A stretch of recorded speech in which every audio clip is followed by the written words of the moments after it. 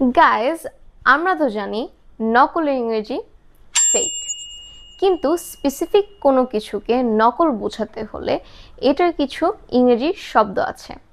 For example, নকল টাকা, counterfeit মানি, নকল ওষুধ, কাউন্টারফিট ড্রাগ, নকল পণ্য, কাউন্টারফিট প্রোডাক্ট, নকল স্বাক্ষর, ফোর্জড সিগনেচার, নকল ফুল, আর্টিফিশিয়াল ফ্লাওয়ার, নকল খাবার, অ্যাডাল্টারেটেড ফুড।